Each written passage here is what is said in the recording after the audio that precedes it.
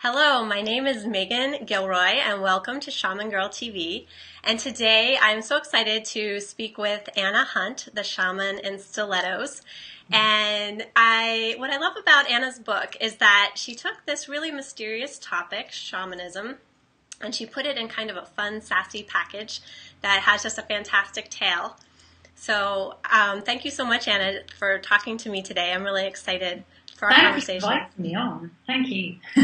So one of the things that I really appreciated about your book is that I think it really mirrors so many of our paths, where you have this internal calling of something that sounds a little crazy, right? A little different from what your comfort zone is, and you actually followed it. So tell me a little bit. I know you were a celebrity journalist and you ended up going to the jungles of Peru to study with shamans. So tell me a little bit about your life before. Let's start there.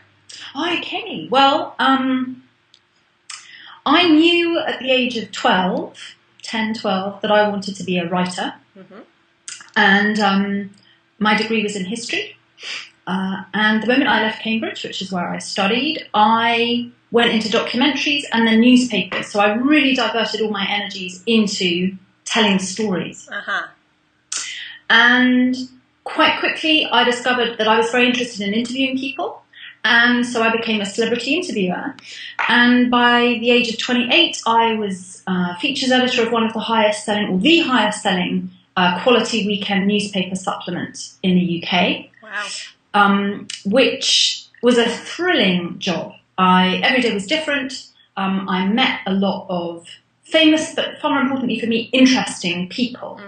Mm-hmm. These are the real kind of tastemakers of the world. Right. So people who are, I guess, kind of A-list movers and shakers.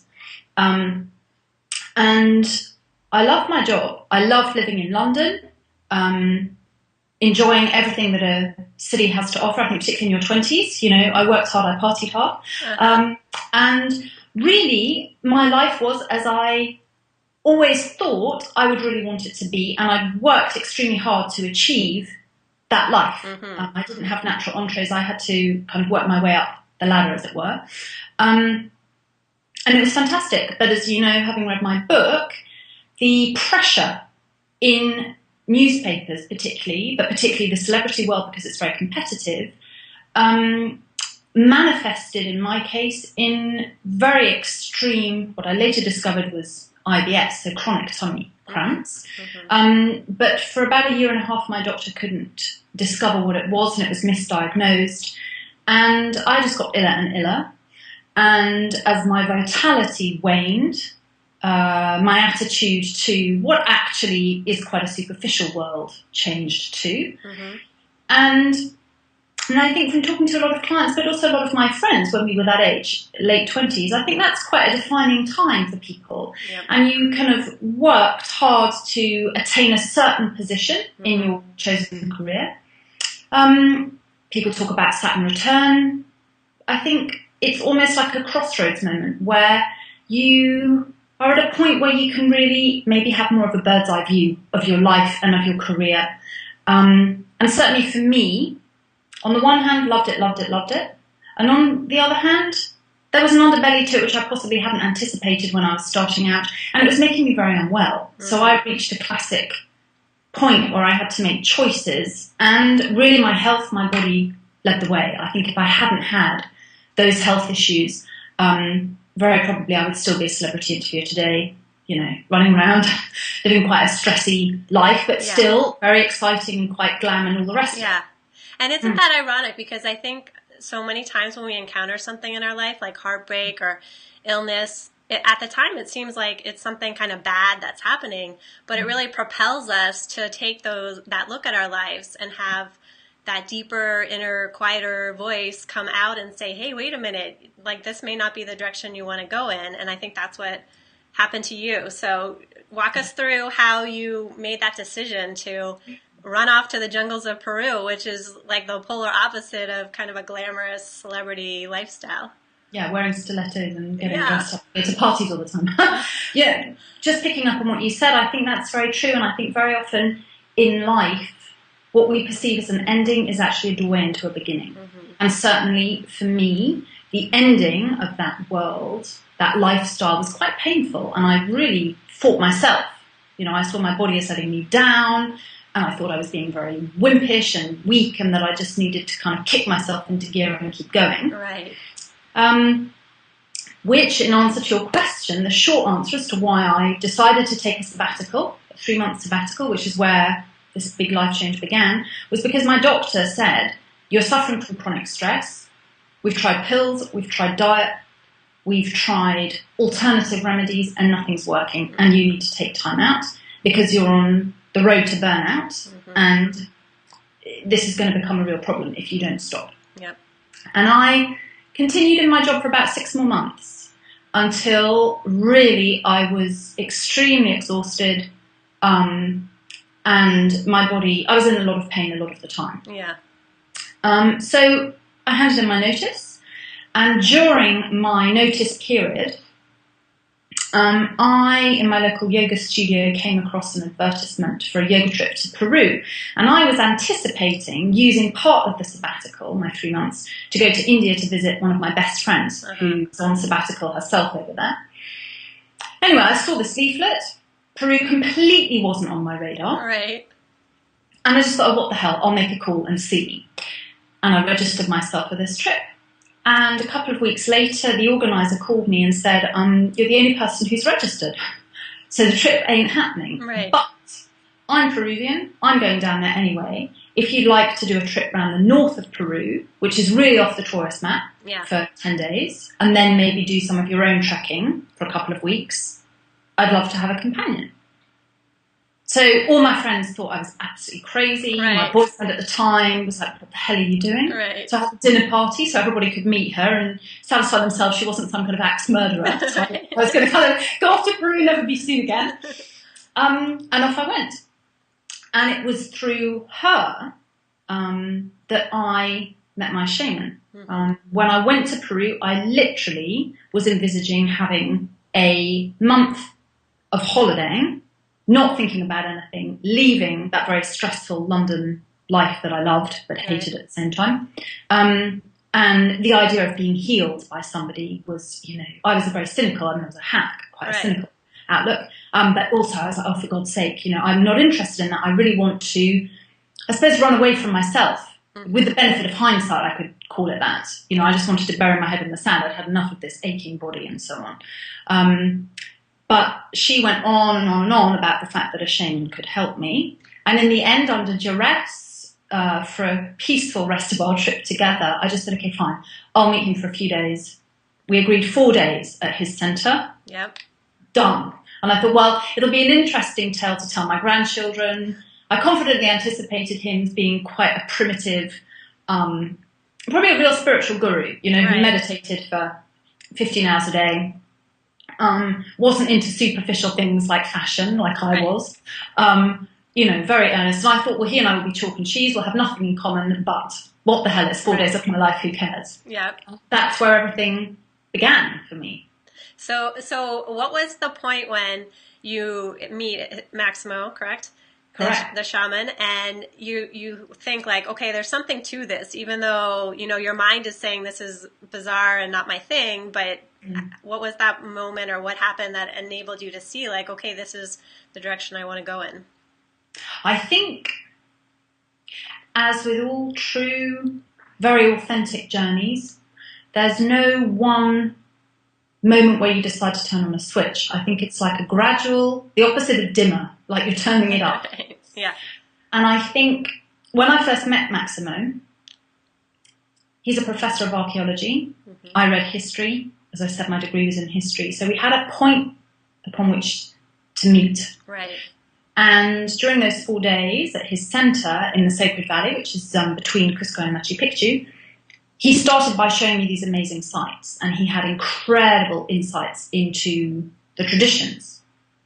So he was a tour guide par excellence. Right. On a much more superficial level, he was wearing gorgeous clothes, and he was an extremely good-looking man himself. That doesn't hurt. And a charmer. No, not at all. But also it kind of seduced me, and I thought, okay, well, he's not just... He's very different to what I thought he would be. Yeah. And so we kind of had these ties these points of communication, these inroads, as opposed to him being somebody from a completely different world to me with completely different understanding of life. Mm-hmm. And I think because of that, I allowed him to introduce me to some of the healing techniques, mm-hmm. which otherwise I'd have been like, absolutely no way. So an example of that might be quite early on in the Shaman and Stilettos, I talk about him putting this mud on my tummy. Right. Now, at the time, he told me it was a sacred mud from Lake Titicaca, which is the highest navigable lake in the world, Uh-huh. And I was, yeah, right. It's still mud. This is gross. I'm off my rocker. Right. Even entertaining the idea that there could be anything in this. But because he was charming and sexy, I was like, okay, well, let's get on with it. Right. And then I sat with it on my tummy, and that night I had incredible dreams about my role at the newspaper and the untenability of my going back. Because when I resigned on my final day, I was offered a promotion. And going back under any, if I wanted to be part-time, full-time, whatever, however I wanted it. And so I had that in the back of my mind, and I suppose if I had a game plan at all, it was, I'll end up going back to the newspaper in 3 months' time once I'm sorted out. Those dreams showed me very definitely that's not an option. Mm-hmm. And as I mulled it over the coming weeks, clearly that was correct. So that's one example. Another example would be some of his insights into me, into the fact that I had a natural sensitivity and a natural shamanic ability. Mm-hmm. He was absolutely spot on the money about my sensitivity. And I think in the Western world, people who are sensitive can almost find that a burden, something that can be a little bit embarrassing, because if you want to achieve capitalism and achieving in the capitalist world is very much predicated on the masculine side, isn't it? Which of course we all have. But the more feminine, nurturing, acutely sensitive side is something you almost have to hide. Right. I'm sure you know what I'm talking about as a healer yourself. And I had never found somebody, other than my friends, obviously, but somebody in a professional context who actually thought that was a huge asset. Right. So slowly, then you've read my book, about the plant ceremonies. And each step I took on the shamanic path was very profound for me. In answer to your question about when I decided I'm going to change my life and I'm going to take up his offer to study with him, initially I was quite cynical and thought, that's something that he offers. Any woman who is vaguely interested, he'll say, hey, do you want to study with me? Right. So I was kind of, I'm not a fool. Yeah. It's great. I really enjoy spending time with you. I really enjoy learning about this world. But the idea of actually properly studying is just completely untenable. How am I going to do that? Yeah, that's like a whole nother level of commitment. And a whole different direction in your life, really. Okay. Exactly. Yeah. And rather than just being kind of an outsider who's thinking, well, this is quite cool, this stuff. And I can't quite explain it, but clearly you know what you're talking about. You've got a handle on life and reality in a way that in our culture, we don't generally. We don't think about those things.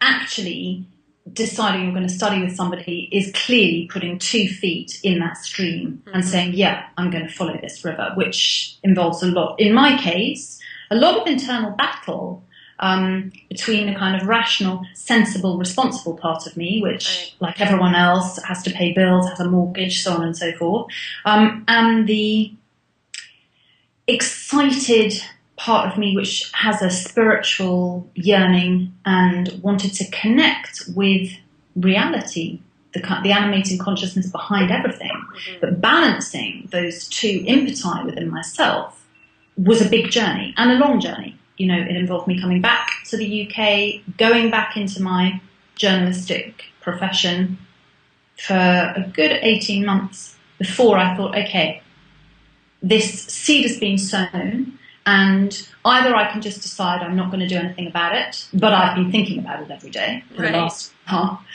or I need to think logically about how I can put a practical framework around going to study with Maximo, and that practical framework for me was I can use my journalism skills and my writing skills. I'm going to research and study with him with a view to writing a book. So So you kind of blended your kind of old life with this new interest. Yeah, and I think that was very important for me because I think taking a sabbatical once, I could justify and I saved up and I was able to do it financially. Yeah. But taking in inverted commas, a second sabbatical for 6 months, I couldn't justify unless it had some kind of purpose to it. It seemed almost just self-indulgence and not a wise use of my savings and so on and so forth. So putting a kind of, as I say, a professional framework around that new venture was really important to me. Really important. So how did you then become that bridge? So let's fast forward a little bit. Yeah. You've made the leap and you went back to study with him again and you became a shaman in your own right. And now you're coming back into London and back into at least some remnants of, your past life in the world. How did you really create that connection or that bridge between making sense of, what you're learning in the jungles of Peru in a contemporary urban place like London? Well, I think it's really started with me and the fact that I couldn't choose Peru over London or vice versa because part of me has a home in both realities, both worlds. And then as I looked around and talked to colleagues, friends, so on and so forth, I realised how useful these ancient traditions are for people in the first world. Time poor, responsibility-rich professionals like us. Right. And what I love about shamanism is because it's so non-didactic, you don't have to believe X or do Y to employ those techniques, as you know.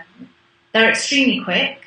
I blend them with quantum physics, a more mental methodology to appeal to a broad range of clients. So people who are very mental can come and will use one technique and then gently move into the more shamanic stuff. I just think there's such a need. And shamanism for me has really enhanced my life in London. I study with my teacher. I mean, that's a lifelong, intimate studying relationship, and that will continue till one or other of us passes. So I see him at least once a year. I take people to Peru. I kind of feed myself in that way. Right. And as I say, it enables me to live in the city with much greater peace and fulfillment.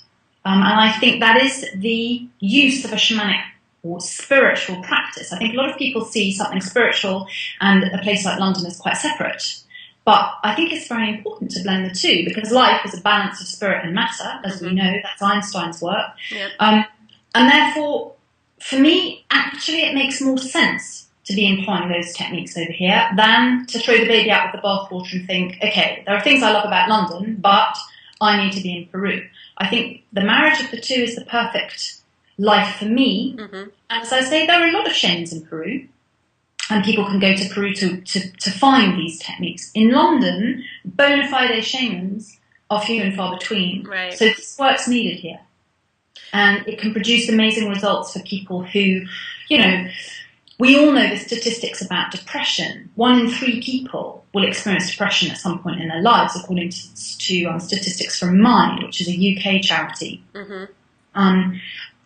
And we also know the embarrassment around feeling low. So I would argue that those statistics are actually on the conservative side.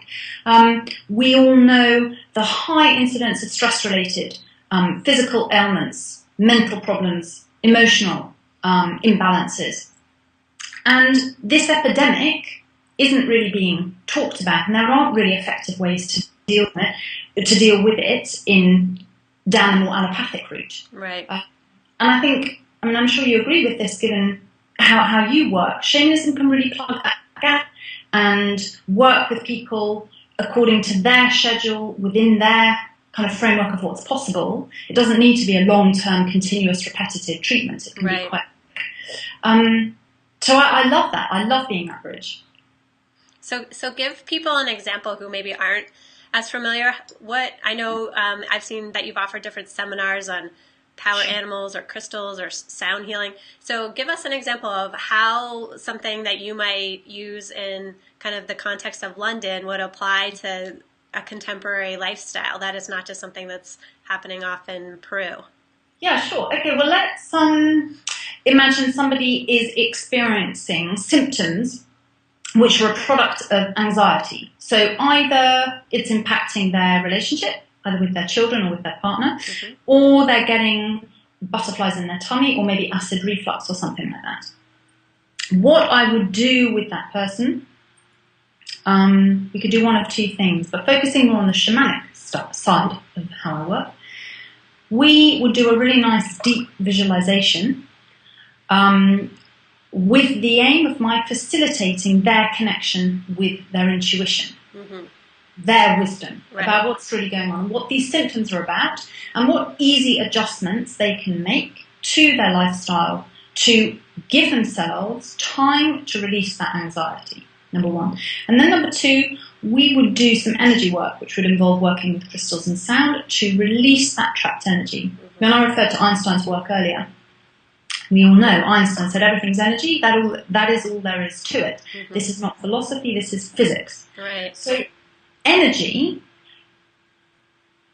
a thought, an emotion, a plant, an animal, my finger, that is energy. Yep. And when we're feeling an excess of an emotion, that is just an energetic block. And as we all know, we all get emotional or energetic backup.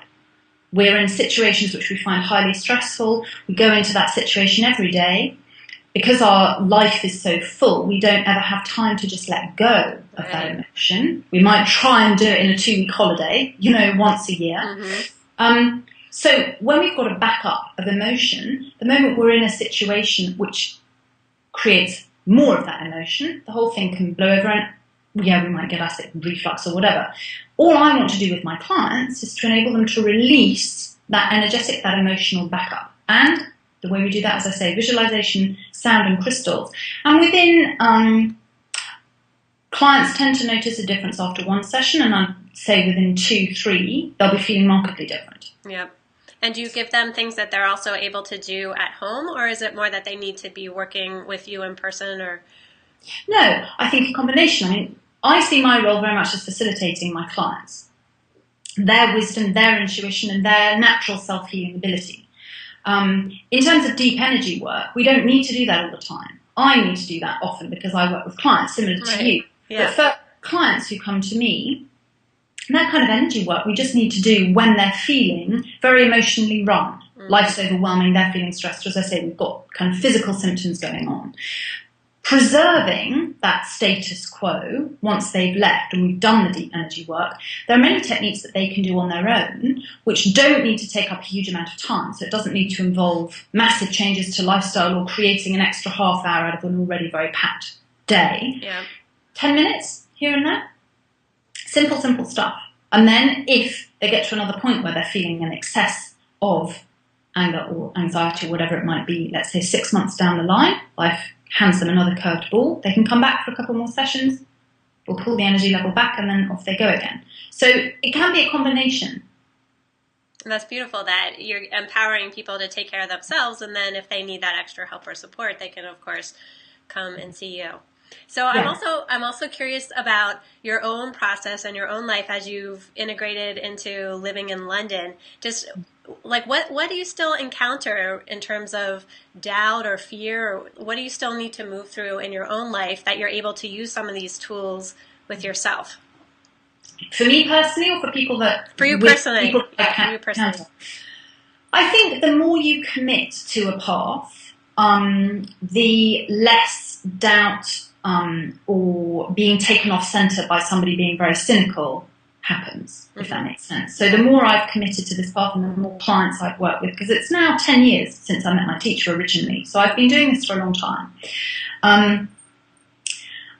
For me, whenever I take on energy from a client, in my book I talk about synchronization, which is what, this, when I work with somebody, I will feel in my body how they feel in theirs. Right. And that's very important because we can all get stuck in our story about something. I'm feeling angry because my boyfriend walked out on me, and that reminded me of when my dad left my mum, which took me back to when I was 5, and I decided that I was just not good at relationships because I caused the breakdown between my parents. Right. Classic prototype. if somebody's involved in that story, but I can actually feel in my body huge constriction in my chest, I know where I need to work with them. Straight away we need to go in the heart. It's not about the story, it's just about the energy that they're holding. But when I synchronize with somebody, I'll take on that energy, and I then need to release it. Right. So I will do through my own Tantra energy work, through crystals, and if I need to have a plant ceremony, I work with the cactus San Pedro, I'll do that. Mm-hmm. In the same way, when I'm in situations where I get hurt or anxious or whatever, that'll create a similar energy, but from the inside out, as it were, as opposed to me taking it on from the outside in. Same process. I really try to walk the talk of the shamanic path and to view everything as energy. So if someone's being aggressive or if I'm feeling X, Y, or Z, it's just energy. And energy, you can just let go of. You don't need to attach to, I'm feeling this because of this and this and this, and I don't want to let it go because otherwise I'm going to somehow lose my power with that person. I'm letting off the hook. Let it go to take on more energy, knowing that that energy is going to be positive and negative in perfect balance because that's the condition of life. So you have this practice of self-awareness and then also constantly clearing to kind of keep yourself in that centered space too. Yeah, that's really important to do the release. So you've mentioned plants a couple times, and I know you've worked with ayahuasca, which is the power plant from the Peruvian jungle. So do you feel like that was your path, and does everyone who's going to be a shaman need to experience the plant realm, or how do you view that now? First of all, I think, being a shaman is, you can't just want to be a shaman. You need to have a teacher who chooses you. Mm-hmm. And as you know from my book, my teacher chose me, and then I had quite a big struggle with that. And was like, I'm not sure about this at all. Yeah. And that struggle continued for many years. Carlos Castaneda, very similar, did his intense work with Don Juan and then had periods where he pulled back and he just touched something that was too much for him and he needed time to assimilate. Yeah. But the plants, as I say, the plant that I work with is San Pedro. My teacher, Maximo, lives in the high Andes. One only, according to the tradition, works with the plant in its native environment. So I've studied how to prepare San Pedro with him, and San Pedro grows and is legal to buy and sell in Europe. So I work with it here in Spain. If people want to work with ayahuasca, then I'll take them to the jungle, because ayahuasca grows in the jungle. Work with it in the rainforest because you're working with a sympathetic, energetic environment as opposed to bringing it to Europe. The two don't match according to the traditions, and for me, in a deep place, that makes a lot of sense. Mm-hmm. But the plants don't only need to be used by shamans. What the plants or working with San Pedro really achieves for my clients who come on retreat with me is that they make us super conscious, so super aware of ourselves, and the energetic detoxing work, energy being emotion, that we're able to do having drunk the plant is deeper. So somebody who's holding on to a big trauma or who's feeling very energetically, emotionally full, the plants very, very quickly enable us to let that stuff go. Uh-huh. Plus, at the same time, you can do your own personal therapeutic process during the course of a ceremony. A ceremony lasts on average about 5 hours. Yeah. In my book, I refer to the work of the American scientist Rick Strassman, who admitted volunteers into hospital in the early 80s. He divided them into 3 groups, a placebo, and then the other 2 groups were injected with DMT, different amounts of DMT. Each volunteer was wired up to various machines and monitored by a nurse for the duration of the ceremony. So very similar to a traditional ceremony setting, very ritualized, everything being monitored. In the traditional sense, the shaman will do that. Right. The shaman is very aware of the energy and where each person is in terms of their process and energetically. In this case, it was a hospital setting. What he noticed, was the huge amount of similarity between the experiences of each of the volunteers injected with DMT. Secondly, the machine, which measures nerve synapse activity in the brain, measured that, well, on average, a human can expect to have around 70,000 thoughts during a day.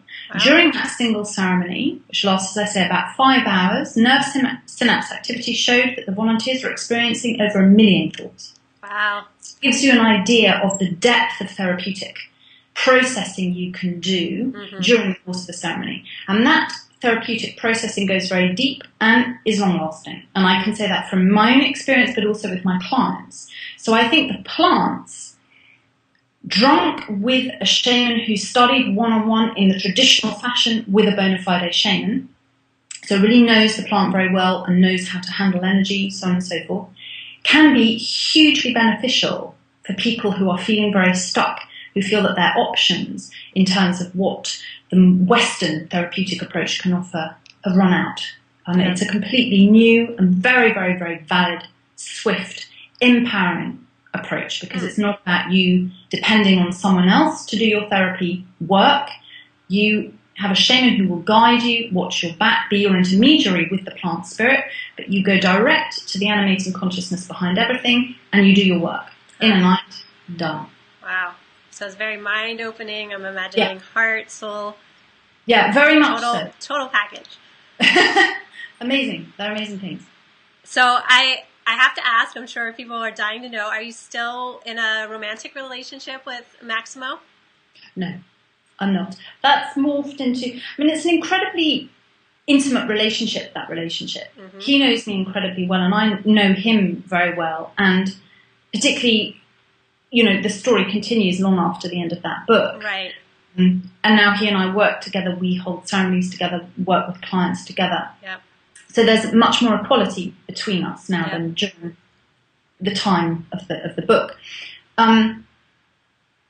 It was very important, that level of intimacy at that point, but now that intimacy's moved on to a different level, if that makes sense. Yep. And I think that we live in different continents. It would be completely impractical for us to have, we can't contain that relationship within the label of a traditional, one-on-one intimate marriage or whatever it might be.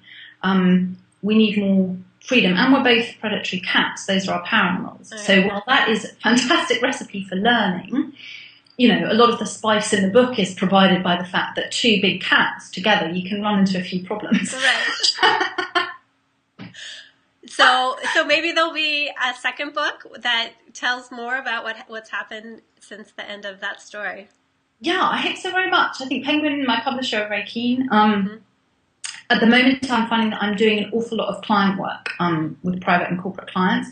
So time is not on my side, right. But the story's there. So, it's ready to be written. Yeah. Awesome. I know we'll look forward to that. So one more question. If what advice would you give to someone who is starting to hear that inner calling or has some kind of challenge going on in their life and they're thinking, this just sounds crazy to go and do what I'm ever being called to do? What kind of advice would you give them in order to kind of propel them to move forward and take that risk? I think something my teachers always said to me, don't look at the top of the mountain, take the first step. And I think in our culture, we want to get to the top of the mountain in the quickest time, otherwise it's not worth it. Yeah. And I say this to a lot of my clients when we're doing workshops or ceremony work, plant ceremony work. Sometimes the most important and best place for you to be is, let's say, a couple of steps up that mountain path. And maybe you want to hang out there for quite some time. And it's beautiful and fulfilling and perfect for you. Yeah. Take the first step.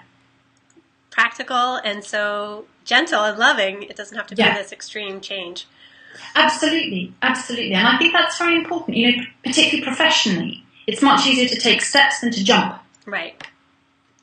Great advice. On many levels, financially, on lots of levels. And as I said, walking, not running, I think is the key to assimilating any spiritual practice in an authentic way into your life. Yes, it takes time. Exactly. Well, Anna, you are just delightful. Your story was a page turner, and I really admire what you're doing in terms of bridging this ancient tradition and making it really useful and practical and really guiding and supporting so many people. So thank you so much for taking time to talk and share your light. And if you're interested in connecting with Anna, you can go to her website, which is annahunt.com. And in the United States, her book, The Shaman in Stilettos, is available on Amazon.com. So thank you again, and I just wish you so many blessings on your path. Oh, ditto. Thank you so much for discovering me and finding me. My pleasure.